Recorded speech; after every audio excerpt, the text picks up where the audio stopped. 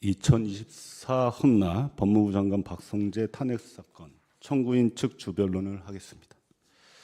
주변론의 순서는 탄핵 관련 헌법 및 법률의 규정, 피청구인에 대한 탄핵 소추 진행 경과 및 사유를 먼저 개괄한 다음 피청구인의 헌법 및 법률 위반에 관하여 소추 의결서 및 그간의 변론 과정에서 구체화된 7가지 사유를 중심으로 살펴보고 피청구인에 대한 소추 사유의 위법의 중요성에 대해 설명드리는 순서로 하겠습니다. 먼저 탄핵 관련 법률의 규정, 헌법과 법률의 규정을 살펴보도록 하겠습니다. 헌법 제65조는 제1항에서 국무위원, 행정각부의 장이 그 직무집행에 있어서 헌법이나 법률을 위배한 경우에 국회가 탄핵 소추 의결을 할 수 있다고 규정하고 있습니다. 또 같은 조 제2항 본문에 국회 제적위원 3분의 1 이상의 발의와 국회 제적위원 과반수의 찬성으로 국회 탄핵 소추 의결을 한다고 규정하고 있으며 이를 구체화한 헌법재판소법 제48조에도 동일한 내용의 규정을 두고 있습니다. 따라서 국무위원의 직무집행에 있어 헌법이나 법률 위반이 있는 경우에 국회의 탄핵 소추는 권한이자 헌법 수호의 관점에서 보면 국회의 의무라고 보아야 할 것입니다. 이 사건 탄핵 피청구인에 대한 탄핵 소추 경과를 간략히 살펴보도록 하겠습니다. 2024년 12월 10일 국회 제적위원 3분의 1이 넘는 170명의 국회의원이 피청구인에 대한 탄핵 소추안을 발의하였으며 같은 날 본회의에 보고가 되었습니다. 이틀 후인 12일 제적위원 중 과반수를 훨씬 넘는 195명이 찬성 가결하여 의결되었습니다. 이렇듯 이 사건 탄핵 소추 의결은 헌법과 법률이 정한 절차를 준수하며 국회에서 적법하게 의결하여 진행되었습니다. 다음으로 피청구인에 대한 탄핵 소추 사유를 간략히 살펴보도록 하겠습니다. 편의상 탄핵 소추 사유를 내란죄 가담행위, 국회 무력화 행위로 준별하였고 내란죄 가담행위는 내란 국무회의에 참여하여 반대 의사나 다른 의견을 표명하지 않고 침묵으로 일관함으로써 비상계엄에 동조한 행위. 2024년 12월 4일 공안시 00분경 서울 동부구치소에 구금시설을 마련하도록 교정본부장 신용회에게 지시하여 내란의 중요한 실행위를 분담한 행위. 2024년 12월 4일 밤 서울 삼청동 대통령 안전가옥에서 행안부 장관, 법제처장 등과 비밀회동하여 회동 참석자들과 내란 행위에 대한 후속 조치를 논의한 행위로 특정하였습니다. 국회 무력화 행위와 관련해서는 법사위가 2024년 9월 20일 의결한 검찰 특수활동비 관련 자료 요구를 정당한 이유 없이 거부하여 국회 국정감사를 방해한 행위. 또 법사위가 2024년 7월 30일 의결한 장시호 출정기록 관련 자료 요구를 정당한 이유 없이 거부하여 국회 검사 김영철에 대한 탄핵 소추 사건의 조사를 방해한 행위. 2024년 국정감사 기간 중 자료 제출 거부를 합리화하는 국회 자료 제출 요구 관련 보고서를 각 위원실에 배포함으로써 국회 입법권을 부정한 행위. 2024년 10월 7일 김건희 특검법 재표결이 진행되는 국회 본회의장에서 중도 퇴장하여 국회 안건 심의를 방해한 행위로 구성하였습니다. 내란죄의 가담 행위는 헌법 87조 제91조에 규정된 내란죄의 중요 임무 종사 또는 부하 수행에 해당하며 헌법 7조 제2항이 규정하고 있는 공무원의 정치적 중립 의무를 위배한 것입니다. 국정감사 자료 제출 거부 행위는 국회 증감법 제4조 제1항 및 제12조 제1항, 국회법 제128조 제5항, 헌법 제61조, 국감국조법 제10조를 위반한 것이고 탄핵조사 자료 제출 요구를 거부한 행위는 국회 중간법 제4조 제1항, 제12조 제1항, 형법 제227조, 제230조, 국회법 제132조, 128조 제5항, 헌법 제65조, 제61조를 위반하는 것입니다. 그리고 자체 보고서 작성 및 배포 행위는 국회 중간법 제4조 1항, 제12조 제1항, 정부조직법 제32조, 행정기본법 제40조, 헌법 제40조를 위반한 것입니다. 본회의에서 중도 퇴장한 행위는 국가공무원법 제56조, 국회법 제93조, 헌법 제62조 제2항을 각 위반한 행위입니다. 다음으로 구체적인 탄핵 소추 사유에 대해서 살펴보도록 하겠습니다. 내란 국무회에 참여하여 반대 의사나 다른 의사 표시 없이 침묵한 행위에 대해서는 국회 법사위 본회의에서의 피청구인의 각판을 통해 확인할 수 있습니다. 우리 우선 계엄 선포 이틀 후에 피청구인은 법무부 대변인을 통해 내란 국무회의에 참석 여부나 발언 내용에 대해서 항고하도록 하였습니다. 12월 6일 개최된 법사위에서는 장경태 의원이 계엄 선포에 대한 반대 여부나 찬성 여부에 대한 질문에 여러 가지 이야기를 다 했다라고 대답하는 등 즉답을 회피하였습니다. 또 12월 9일에 열린 법사위 회의에서도 전현희 위원이 법무부 장관은 당시 어떤 의견을 냈습니까? 라는 질의에 저도 다른 의원들과 같이 여러 가지 우려 섞인 이야기를 많이 하였다고만 대답하였고 12월 11일 열린 법사위에서도 정청래 위원장이 내란 국무회의에 반대하였습니까? 라고 하는 직접적인 질문하였음에도 다 똑같이 여러 가지 의견, 우려를 전하고 이야기했습니다. 라고 대답했을 뿐입니다. 심지어 그날 열린 본회의에서는 이소영 의원이 내란 국무회의 시 반대한 국무위원들에게 거술 요구하였으나 피청구인은 손을 들지 않았습니다. 이렇듯 피청구인의 국회 법사위 본회의에서의 초기 발언 및 행태를 보면 대통령의 최고 법무참모인 피청구인이 내란 국무회의에서 반대 의사를 표명하지 않고 침묵 등 소극적 태도를 보인 사실을 충분히 확인할 수 있습니다. 두 번째, 동부구치소의 구금시설 마련 지시에 대해서는 2024년 12월 24일 열린 법사위에서 법무부 교정본부장 신용회가 이성윤 의원의 질의에 12월 4일 공안시 09분서부터 공안시 19분 내에 전국 구치소, 교도소 소장과 영상회의를 하여 각 소장들에게 교정시설의 수용 여력을 확인하라는 지시를 하였다고 답변한 사실이 있습니다. 피청구인이 내란 국무회의 한덕수 국무총리보다 먼저 김용현 국방부 장관, 이상민 행안부 장관과 함께 8시 30분 이전에 대통령 집무실에 도착한 사실, 앞서 본 바와 같이 이 자리에서 피청구인이 뚜렷한 반대 의사를 표명하지 않은 사실, 그 후 10시 30분경 가천종합청사에서 법무부 긴급간부회의를 소집하였고 뉴욕 법무부 감사관은 당시 회의장에서 출입국 관련 논의를 하였다는 진술한 사실에 비추어 보면 당시 대통령 윤석열 지시에 따라 피청구인이 법무부 긴급간부회의를 개최하고 그 자리에서 전국 수감시설의 수용 여력 확인을 지시받은 신용회가 새벽에 긴급하게 전국 구치소 교도소장 화상회의를 열어 수용 여력을 확인하라고 지시했다고 볼 수밖에 없습니다. 다음으로 대통령 안가 비밀 회동 시 후속 조치 논의와 관련해서는 계엄 선포 다음 날인 2024년 12월 4일 오후 7시 30분에서 8시 30분에 김지원 대통령 민정수석이 대통령 삼청동 안가를 예약하고 위 김주현, 이상민 행안부 장관, 이완규 법제처장과 피청구인 4인이 비밀 회동을 한 사실이 당일 언론을 통해 확인되었습니다. 피청구인은 법사위에 출석하여 비밀 회동한 이유가 예전부터 잡혔던 모임으로 친분 있는 지인들과 특별한 이유 없이 환담을 하였던 자리였다고 변명하고 있으나 비밀 회동 날짜가 비상계엄 선포 다음 날로 전국이 극도로 혼란한 시점에 경찰을 지휘 감독하는 행안부 장관과 검찰을 지휘 감독하는 법무부 장관인 피청구인을 비롯하여 민정수석과 법제처장이 이와 같은 민감한 시기에 대통령의 안가에 모여 비밀 회동하였다면 비밀하면서 환담을 나눴다는 피청구의 변명을 믿을 사람은 아무도 없을 것입니다. 당시 상황 및 비밀 회동에 모인 인사들의 면면을 보면 당시 피청구인을 비롯한 회동 참석자들은 비상계엄 선포 및 해제에 따른 법률적인 후속 조치 등에 관해서 논의하였을 것임을 쉽게 추단할 수 있다고 할 것입니다. 다음부터는 법무부 1+의 배수진 변호사가 설명드리도록 하겠습니다.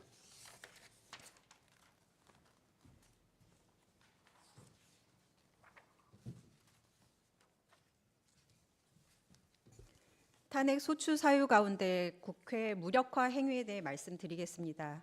4가지 중 먼저 국정감사 자료 제출 거부입니다. 법사위는 2024년 9월 25일에 국정감사 자료 요구의 건을 의결하였습니다. 요구 자료 중 하나가 검찰 특수활동비 관련 자료입니다. 그런데 법무부는 10월 8일자 답변서로 뚜렷한 법적 근거 없이 수사, 정보 등 업무 수행을 현저하게 곤란하게 할 우려, 국감국조법, 정보공개법의 취지 등을 이유로 자료 제출을 거부하였습니다.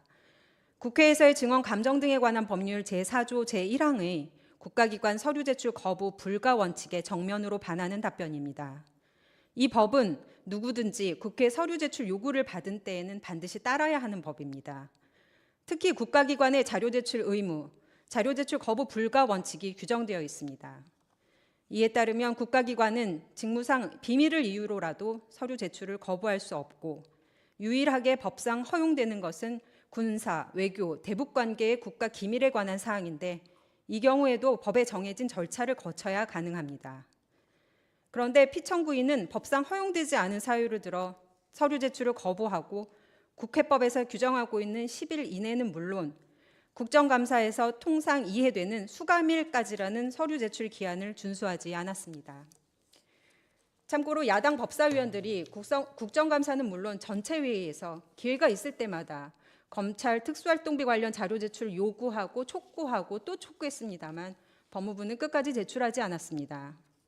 따라서 피청구인은 국회 증언감정법의 국가기관 서류 제출 의무, 국정감사 협조 의무를 위반하였고, 국정감사 서류 제출을 거부함으로써 국회의 서류 제출 요구 권한을 무력화하여 국정감사를 방해, 헌법상 국회의 권한인 국정감사 권한을 무력화하였습니다.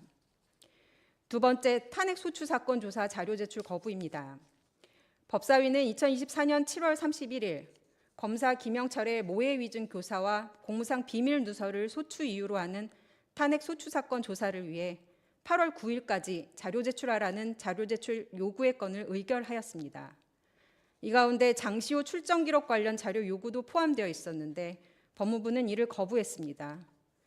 단순히 거부만 한 것이 아니라 허위 사실을 들어 자료 존재 여부를 은폐하고 국회 자료 제출 요구와 이행 촉구를 포기시키려 하기도 했습니다. 장시호 출정 기록은 검사 김영철의 중대한 법 위반을 입증할 중요한 증거로 여겨졌던 것입니다. 그런데 법무부는 8월 9일자 답변서를 통해 수사 재판에 관한 사항으로서를 이유로 든다든지 사생활의 비밀 또는 자유를 침해할 염려 등을 이유로 관련 자료 제출을 거부했고, 이러한 법무부의 비협조로 인해 조사가 난항을 겪게 되자 법사위는 8월 19일 서울구치소 현장 검증에 나섰습니다. 법무부는 3년이 지나 기록이 삭제되었다며 자료를 은폐, 제출 거부하였습니다. 8월 23일 법사위 전체 회의에서는 유출될 우려가 있다거나 헌법에 내재적 한계가 있다는 등의 사유를 대며 장시호 출정 기록 관련 자료 제출 거부를 합리화했습니다. 법무부가 제시한 9가지 거부 사유 중 단 하나도 국회 증언감정법이 자료 제출 거부를 허용하는 군사, 외교, 대북 관계의 국가 기밀에 관한 사항은 없습니다. 따라서 피청구인은 국회 증언감정법의 국가기관 서류 제출 의무를 위반하였고, 서류 제출을 거부함으로써 국회법상 탄핵소추 사건 조사 협조 의무를 위반하였으며, 국회의 서류 제출 요구 권한을 무력화하여 탄핵소추 사건 조사를 방해하고, 결과적으로 헌법상 국회의 권한인 탄핵소추 의결권을 침해하였습니다. 기록이 존재함에도 3년이 지나 자료가 없다는 거짓말로 허위 공문서를 제출하고 현장 검증을 방해하기도 한 것은 피청구인이 국회 탄핵소추 사건 조사 방해에 얼마나 골몰하였던 것인지를 보여주는 극명한 예라고 할 것입니다. 세 번째, 자료 제출 거부화를 합리화하는 국회 자료 제출 요구 관련이라는 제목의 보고서 작성 배포입니다. 법무부는 2024년 국정감사를 앞두고 자료 제출 거부를 합리화하는 내용의 보고서를 작성하여 5개 의원실에 배포했습니다. 국회 관계법이 법무부 소관법이라도 되는 양 법을 해석하는 보고서를 작성하였는데 그 내용도 엉터리입니다. 무엇보다 법제처의 법령 해석 사례를 인용할 때 넷 중 3개 사례에서 자료 제출을 거부할 수는 없다는 결론은 뺀 채 내재적 한계가 있다는 부가적 내용만을 발췌 수록하는 방법으로 마치 이것이 법제처 해석의 핵심인 양 왜곡하였습니다. 법제처가 국회 관련법에 대한 해석 권한이 있는지는 변론으로 하겠습니다. 피청구인은 이러한 아전인수격 해석으로 국회 입법권을 부정하고 무력화시키려 하였습니다. 이 보고서는 법무부가 자료 제출 거부 의사를 지속적으로 피력하는 가운데 그 거부 이유를 문서로 정리하여 배포한 것으로 자료 제출 거부에 수반된 행위입니다. 결과적으로 피청구인은 국가기관 서류 제출 의무를 위반하고 무관한 행위를 자행함으로써 국회 입법권을 형해화하려는 위헌 위법을 저질렀습니다. 마지막으로 2024년 12월 7일 김건희 특검법 안건 처리를 위한 본회의에서 안건 종료 전 퇴장한 행위입니다.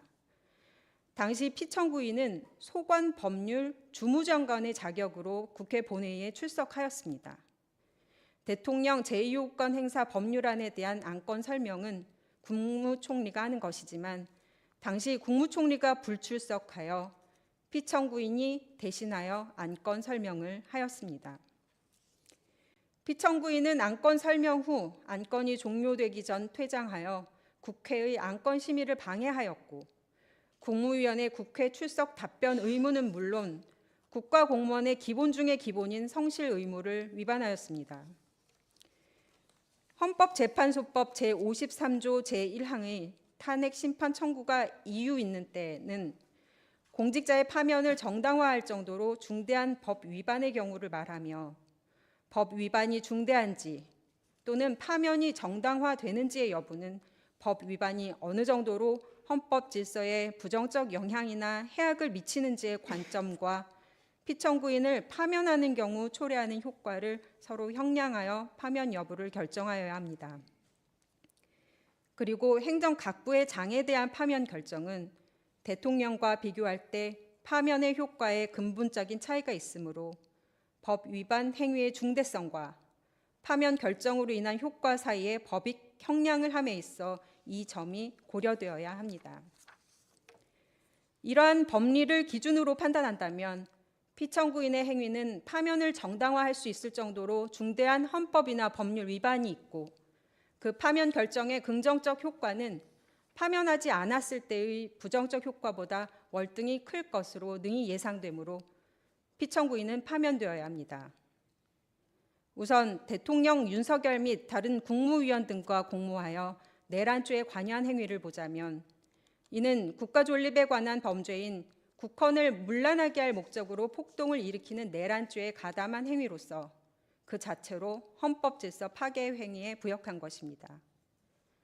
가담 정도와 상관없이 헌법질서에 부정적 영향이나 해악이 지대하고 국민의 법무행정에 대한 신뢰를 매우 크게 훼손하였습니다.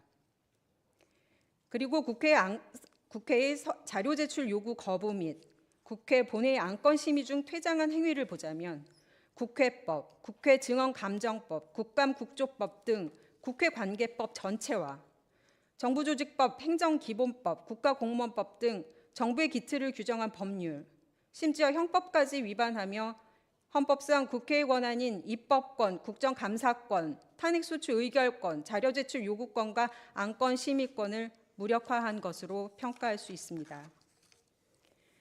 헌법이 국회에 자료제출 요구권을 부여한 것은 이것을 수단으로 헌법상 국회 권한을 제대로 행사하고 행정부를 견제하라는 명령에 다름 아닙니다. 그러므로 국회의 자료 제출 요구를 정당한 이유 없이 거부한 것, 그리고 그 거부가 도를 넘어 국회의 본연의 권한인 국정감사권, 탄핵소추권을 무력화시킨 정도라면 이것을 우리가 흔히 보는 행정부와 입법부 간에 늘 있는 단순한 기싸움으로 평가해서는 안 될 것입니다. 우리는 12.3 비상계엄 사태를 겪으며 위법한 대통령으로부터 국민을 지킬 수 있는 마지막 보루는 국회라는 사실을 절실히 깨달았습니다. 이러한 국회를 무력화한 국무위원의 행위를 그대로 둔다면 삼권 분립과 견제와 균형의 헌법 이념은 그저 종이 조각에 불과하다는 선언이 될 것입니다. 피청구인을 파면하지 않는다면 제2, 제3의 피청구인이 등장해 국회는 마비될 것입니다. 법사위로 그치지 않을 것입니다. 전염병처럼 모든 상임위로 번질 것이고 관련 기관, 심지어 민간까지 국회의 권한을 무시할 것입니다. 자료 제출을 끝까지 거부해서 국정감사를 방해하고 탄핵 소추 사건 조사를 방해하고 국회 본회의에서 기관 소관 안건이 진행되는 중간에 무단 퇴장을 하고 국회의 입법권을 부정하고 법률을 마음대로 해석 적용을 해도 국무위원회 자리가 보전이 되는데 누가 국회를 존중하고 국회를 통해 표출되는 국민의 의사를 두려워하겠습니까? 대한민국의 민주적 정당성이 한낱 국무위원에게 이렇게 짓밟혀서야 되겠습니까? 국무위원으로서 국민의 생명과 안전을 위협하는 내란에 관여하였고 민의의 전당인 국회를 무력화한 것보다 더 중대한 위헌 위법이 있을 수 없습니다. 피청구인을 법무부 장관에서 파면하는 효과, 과연 부정적 효과가 있을지조차 의심됩니다만 그 효과를 감내할 만큼 피청구인의 행위가 우리 헌법 질서에 미치는 부정적 영향이나 해악은 지대합니다. 피청구인을 파면하지 않는다면 우리 헌법 질서는 너무나 쉽게 부정당하고 훼손될 것입니다. 총칼을 들고 국회의원을 끌어내는 것만이 국회를 무력화시키는 것이 아님을 말씀드립니다. 부디 피청구인을 파면하여 주시기 바랍니다. 감사합니다.